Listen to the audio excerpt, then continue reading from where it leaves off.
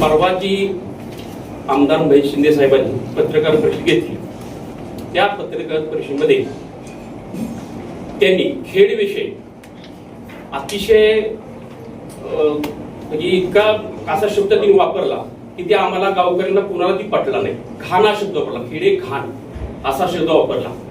आणि त्यांनी म्हणले की 40 वर्ष आम्ही कुठलीही कामं केली नाही, सगळा भ्रष्टाचार केला. आम्ही भाऊसाहेब महाराज, शिवेंद्र बाबा आणि शशिकांत शिंदे यांचे कार्यकर्ते आहोत. यांनी आम्हाला जी शिकवण दिली त्या शिकवणीप्रमाणे आम्ही 2000 पासून या सभागात म्हणजे ग्रामपंचायत मिळेल 2 वेळा सरपंच झालो, 2 वेळा उपसरपंच झालो, 17 पंचायत सभापती झालो. ते असताना आमचा हा आलेख हा नेहमी चढता राहिला. मी 4 वेळा निवडून आलो चढत्या क्रमानं. म्हणजे आमचे जे शिंदे साहेब आमदार जे म्हणत आहेत की ह्यांनी 40 वर्षात नुसतं भ्रष्टाचार केला, चिखल होता, घाण होतं. आम्ही शेवटच्या बांधाच्या टोकापर्यंत डांबरीकरण असेल, 5 रस्ते डांबरीकरण केले. गावात पाण्याची सोयीसाठी 3.5 कोटी रुपयाची 5 कोटीची विकास नगरला भारत निर्माणची योजना केली.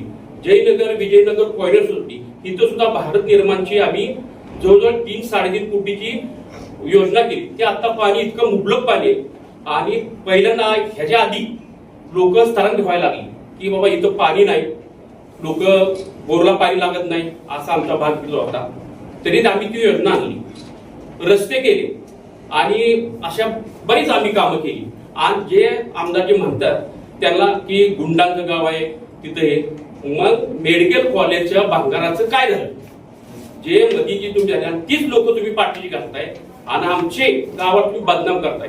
खेड सारखं गाव जे आमचे अधिकारी येतात म्हणजे पंचायत सीईओ असतील, कोण गटोके सदस्य असतात, ते म्हणतात की नुसतं आम्हाला घ्या दाखवलं जायचं खेड म्हणजे काय. पण तिथं आम्ही 20 वर्ष काम केलं. एकही ग्रामपंचायत असा ग्रामसेवक आपल्याला की म्हणला नाही की बाबा हे गाव तुम्ही असं चालू. आम्ही इतकं स्वच्छ आणि सुंदर गावची प्रतिमा करायचं आम्ही काम केलं. परंतु जे आता सरपंचांनी भ्रष्टाचार केला, इतका भ्रष्टाचार केला त्यांनी की त्याला हीच राहिलं नाही. हे सत्यवाले की आम्ही दारूचं दुकान आम्ही बंद करा. दारूचं दुकान तर बंद केलंच नाही.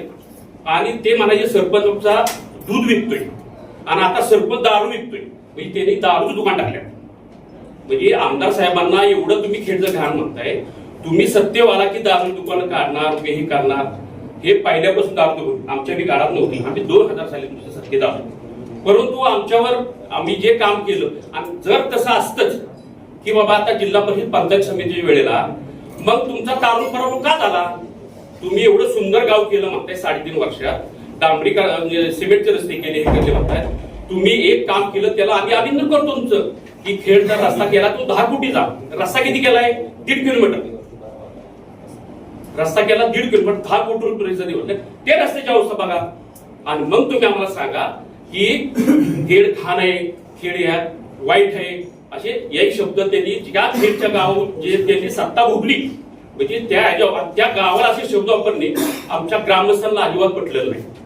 आणि आम्हाला भाऊसाहेब महाराज, बाबा राजे यांचा पहिल्यापासून आमच्या वेळेला झालं की असं मी सरपंच असताना जिल्हा परिषद सदस्य उपोषणाला बसले त्यावेळी, पण आमच्यामुळे 7 दिवस बसले, काहीही निघालेलं नाही. त्यावेळेला मस्त त्याने आरोप केले, हे केलं ते केलं, सगळं तथ्य सगळं त्यांना दावलं की आम्ही केलं, ही वस्तुस्थिती सगळी दावली. त्यांना काही न करता उपोषण सोडावं लागलं. म्हणजे एवढं काम करून जर असं आमदार म्हणत असतील तरी दुर्दैव होते. आणि ते म्हणतात पुरस्कार आम्हाला, आता पुरस्काराचे फोटो दाखवतो तुम्हाला, माझे फोटो आहे. त्यावेळेला 12 साली निर्मल ग्राम मधून आमच्या सुजित पवार यांच्या मंडळी शोभा पवार सरपंच होत्या, त्यांना निर्मल ग्राम पुरस्कार मिळालाय राज्यपालांच्या हस्ते. आणि म्हणतात खेड घाण केलं, फक्त एक रस्ता केला म्हणजे खेड स्वच्छ होत नसतंय. तुम्ही अजून सुद्धा बघा आमचे किती बोर्ड आहेत कामाचे आणि त्यांची किती आहे हे बी तुम्ही तपासून बघा. आणि आम्ही केलेली कामं आणि त्यांनी आता केलेली कामं ही कामं तुम्ही बघा.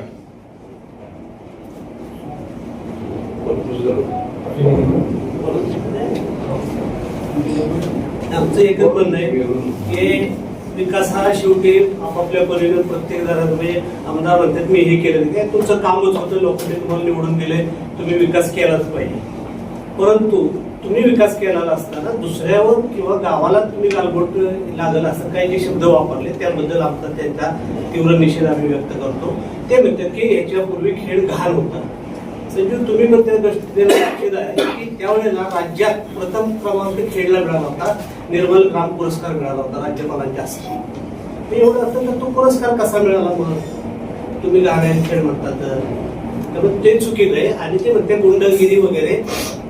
तर खरी परिस्थिती की सगळ्यात मोठी भंगार चोरी ही मेडिकल कॉलेजच्या इमारती पाडताना झाली आणि त्या इमारती पाडताना त्यांनी टेंडर ज्यांच्याकडे होते ते ह्यांचेच बगलबच्चे होते आणि तेच लोकांना ह्यांच्याबरोबर फिरतात आणि तेच सगळ्यात मोठे गुंड आहेत.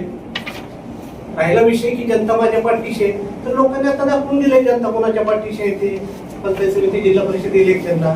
तरी पण आमचा त्यांच्यावर आक्षेप नाही. आमचं एवढंच म्हणणं आहे आमदार साहेबांना की आमदार साहेब तुम्ही ठीक आहे तुमच्याबद्दल आमचा आक्षेप नाही, परंतु जे ग्रामपंचायत मध्ये भ्रष्टाचार चाललाय किंवा ग्रामपंचायतीला जे विस्कळीतपणा आलाय त्याला तुम्ही पाठीशी घालू नका, एवढंच आमचं म्हणणं आहे. खरं सांगायचं झालं तर कोरेगावच्या आमदार साहेबांनी परवा पत्रकार परिषद घेतली.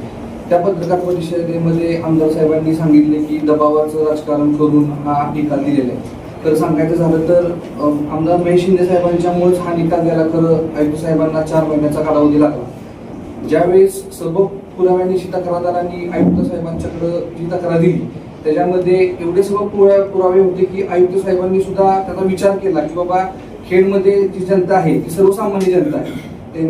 त्या जनतेनं काम गाळून कष्ट करून जो टॅक्स भरला टॅक्सचा यांनी चुकीच्या पद्धतीनं अवलंब करून स्वतःची घरं भरली आणि त्यातून जी काही बोगस पद्धतीने कामं झाली त्या पद्धतीनं त्यांनी सुद्धा नैतिकची जबाबदारी स्वीकारून तो आयुक्तांनी अपात्र करण्याचा निर्णय करत त्यांनी दिलेला आहे.